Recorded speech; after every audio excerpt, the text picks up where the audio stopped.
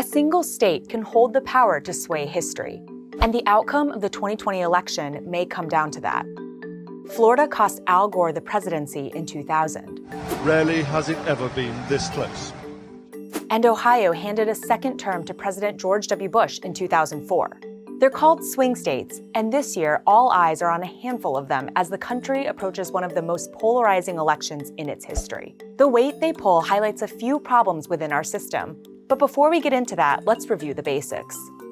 Swing states are ones where either party has a reasonable chance to win, making them neither red nor blue, but purple. They're the opposite of safe states, where one party can expect a victory. Some red states have now been on a Republican streak for 40 years, and some blue states have gone Democratic for the last 8 elections. By comparison, Florida switched parties 4 times in that same period, as did Ohio. Swing states have always been the focus of presidential campaigns, and we have the Electoral College and its winner-take-all rule to thank for that.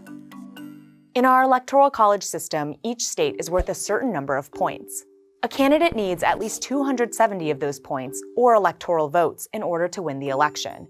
And it's possible to do that without the overall popular vote, a twist that's now happened 5 times in U.S. history.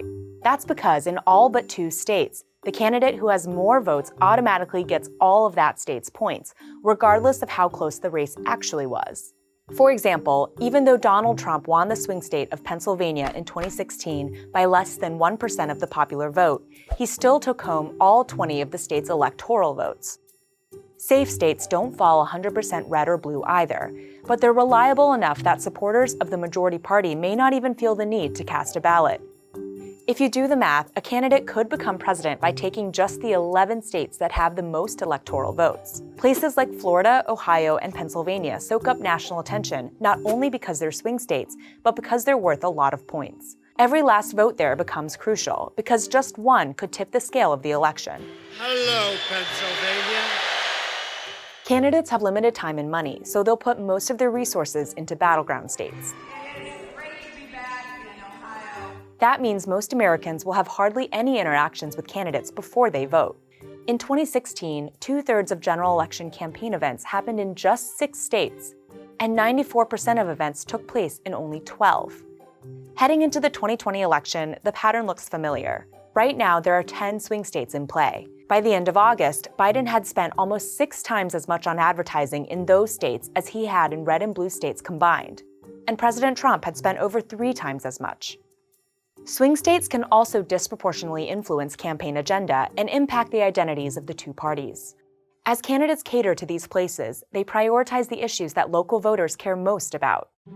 Iowa, for example, has been an important battleground in past elections and has forced candidates' hands on agricultural policies. Pennsylvania has dictated party approaches on unions. That's what labor's about.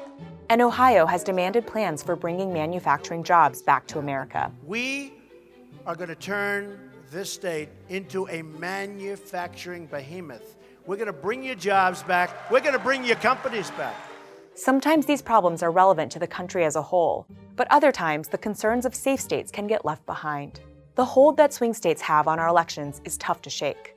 It would require reforming the Electoral College or scrapping it entirely, but that's not so simple because the system was written into the Constitution.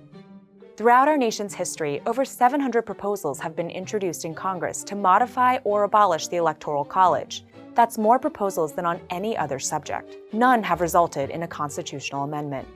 Until new laws are passed, presidential elections will hinge on the battleground states that could switch between red and blue in any given year, even though in reality, there's no truly red or blue state.